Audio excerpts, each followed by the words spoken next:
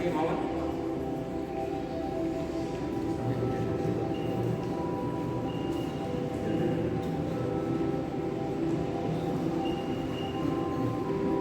Sedap ya.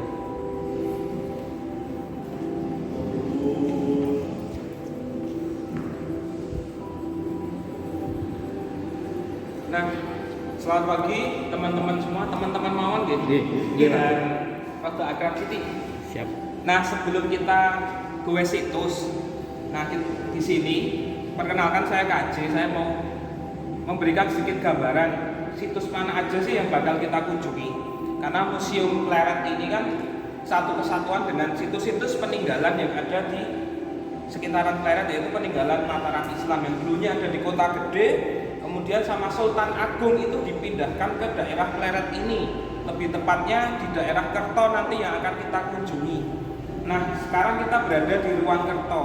Sebelum kita nanti ke tujuan pertama yaitu situs Kerto, di sini ada hologram atau ini adalah hologram dari Siti Hinggil Kerto. Nah, nanti itu yang bakal kita datengin itu adalah salah satu situs peninggalan, yaitu diduga sebagai situs Siti Hinggil Kerto. Gambaran utuhnya tuh seperti ini. Nah, nanti mohon maaf jangan kaget saat sampai di sana kok beda. Karena ini nggak mungkin dibangun kembali. Kalau dibangun kembali nanti ngarso dalem yang protes. Nah, ini adalah situs Kerto. Ini ada juga Siti Hinggilnya. Di sana nanti kita akan menemukan beberapa peninggalan, salah satunya yang masih bisa kita lihat di sana adalah selain struktur bangunan yaitu umpak. Umpak itu adalah landasan soko atau tiang dari bangunan Jawa. Nah, ini adalah visualisasi kalau utuh gimana sih bangunannya, seperti ini.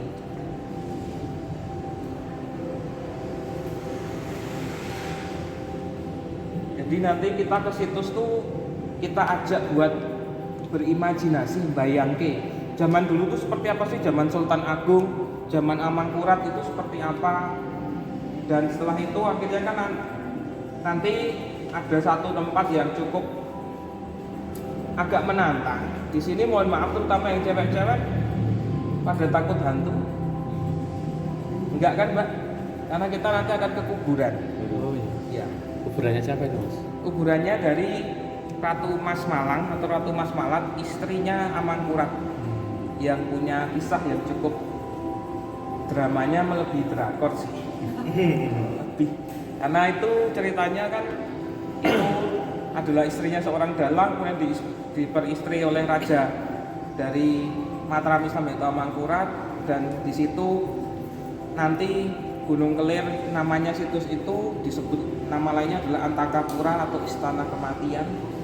Jadi memang disiapkan nama khusus karena di situ, mohon maaf nanti mungkin kalau ada yang rekam on the record ya, itu memang diciptakan untuk kuburan dari keluarga dari Ki Dalang Panjang Mas yang mereka semua dibunuh demi mendapatkan Ratu Mas Malang tersebut. Dan itu jadi yang di situ ya isinya adalah dalang Ratu Mas Malang dan juga para wiyogonya. Tim, karena beliau dalang, dia punya tim dan di situ semuanya di situ semua. Nah, kalau yang ini karena di Pleret ini itu semuanya adalah sumbernya situs, ini adalah peninggalannya. Ada batu bata, ada batu putih yang biasanya dipakai zaman dulu untuk menyusun struktur bangunannya. Boleh? Iya. Nanti bisa kita lihat juga kalau struktur yang batu bata zaman sekarang itu kan besar-besar, nggak kayak sekarang tuku cilik-cilik jadi butuh banyak, sedangkan batu bata mahal. Dan dulu uniknya bangunan zaman dulu itu tidak menggunakan perekat, tidak menggunakan semen. Jadi batu itu mereka dengan begini saja bisa menempel. Bukan dengan goib, tapi tetap ada tekniknya, yaitu dengan membasahi ujung-ujungnya yang digesekkan. Namanya kisop. Iya. Kalau yang ini jobong. Jobong ini adalah dinding sumur. Kalau sekarang pakai bis, kalau dulu pakainya gerabah seperti ini atau jobong ini. Nah, sumur yang di depan museum yaitu sumur Bumule juga masih menggunakan seperti ini. Nanti bisa kita lihat setelah kita goes seperti apa. Nah, kemudian situs kedua yang akan kita kunjungi adalah situs Masjid Kauman yang letaknya di dekat Pasar Pleret. Enggak, ya.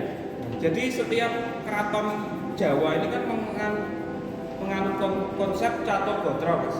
Jadi pasti ada istana, kemudian ada masjid, kemudian ada pasar, dan juga ada alun-alun. Nah, ini diduga masjidnya bentuknya dulu adalah seperti ini.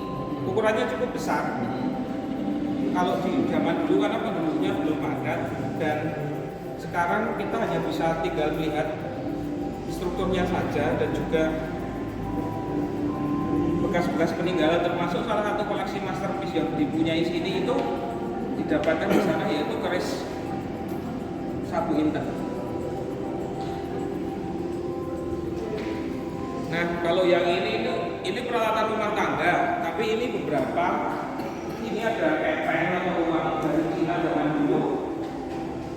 Kemudian ini ada keramik jelas dari Cina, karena kita nggak punya budaya keramik ya teman-teman. Kita adanya gerabah atau terakota ataupun dari tanah liat. Nah, kalau keramik kan bedanya dia ada glasirnya atau mengkilap ya. Nah, itu budaya dari Cina. Jadi menunjukkan bahwa dari zaman dulu tuh globalisasi itu sudah ada sebenarnya. Kalau ini pipisan dan gandeng yang biasa dipakai untuk istilahnya untuk menghaluskan benda-benda, menghaluskan bahan-bahan tertentu. Nah, yang ini adalah keris Sabu Inten yang ditemukan di situs Masjid Kauman. Namanya keris apa, Pak? Sabu Inten dengan look 11 dan pamornya adalah beras utah. Jadi kita membuat visualisasi biar kalau utuh tuh gimana sih keris, kita bisa melihat keris Sabu Inten kalau utuh gimana. Makanya kita berikan sedikit sentuhan teknologi biar kita bisa membayangkan kalau keris utuh itu bentuknya akan seperti ini.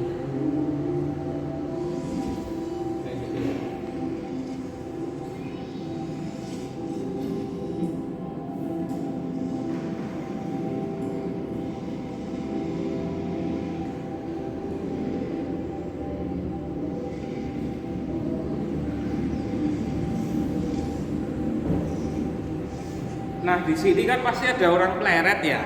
Sudah pada tahu kan kalau di Pleret ini pernah ada pabrik gula yang berdiri tahun 1800-an, termasuk pabrik gula yang cukup tua. Kalau pabrik gula Padokan atau Madukismo itu kan 1900-an.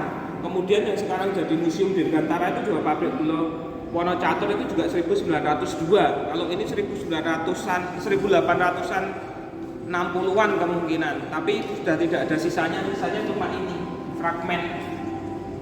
Tempatnya di mana, Pak? Sebelah utara ini, Pak. Persis. Ada lapangan di sini dan sekitar situ. Di sisanya ini. Ya, ini fragmen dari mesinnya. Tapi yang tengah ini bukan, mohon maaf. Dulu kalau kita belajar sejarah, pejuang kita nyerang melawan Belanda itu menggunakan apa senjatanya? Bambu runcing. Ya, yang didoktrinkan kita adalah itu. Tapi Sultan Agung tahun 1600-an sudah bisa membuat meriam. Beliau juga dikatakan bisa membuat senapan. Jadi beliau beruduk atau menyerang Batavia itu bukan hanya menggunakan bambu runcing, keris ataupun pedang, tapi beliau menggunakan meriam ini. Jadi zaman dulu 1600-an itu kita sudah cukup canggih, kita bisa membuat benda-benda seperti ini karena nggak mungkin benteng Belanda diibaratin lah benteng Frederick kok mau diserang menggunakan bambu runcing kan, kalau nggak ada jalannya buat membuka jalannya kan nggak mungkin. Makanya Sultan Agung menggunakan meriam, walaupun 2 kali penyerangan Sultan Agung itu gagal. Gagalnya karena apa? Tidak lain tidak bukan pengkhianatan. Orang kita disogok, rampung, selesai. Seperti itu. Nah, kemudian kalau yang ini koleksi paling banyak ini adalah umpak. Umpak itu tadi landasan tiang atau soko yang dipakai untuk bangunan Jawa. Nah, ini umpak yang biasanya ukurannya dipakai ini banyak macamnya. Ini rata-rata ditemukannya banyak yang di Pleret juga. Ini yang sekitar barat semua. Nah, tapi uniknya umpak yang akan kita jumpai di situs Kerto itu ukurannya nanti segini. Ini ada replika 1:1. Ukurannya 85 cm kali 85 cm dengan tinggi 60 cm lebih. Jadi bisa dibayangkan sebesar apa keraton dari Sultan Agung. Ada bedanya nggak antara bangunan Siti Grill Sultan Agung dengan Mangkurat? Itu beda Pak. Kalau yang Mangkurat kebetulan setingginya belum ketemu. Tapi semua penamaan dari bagian kerajaan atau bagian keraton itu pasti sama seperti yang sekarang keraton Jogja ataupun keraton Kasunanan Surakarta pakai, karena mereka mengadopsi nama zaman Mataram dulu. Nah, Sultan Agung selain seorang pahlawan, seorang pejuang, beliau juga dikenal sebagai orang yang agamanya sangat baik. Karena umpak sebagai landasan utama dari bangunan itu disimbolisasikan Sultan Agung sebagai media dakwah. Karena dari ini ada proses seni yang terjadi, yaitu stilisasi atau penyamaran dari beberapa huruf Arab kalau dibaca dalam minta atau Muhammad. Jadi selain raja yang pejuang, beliau itu juga seorang ahli agama.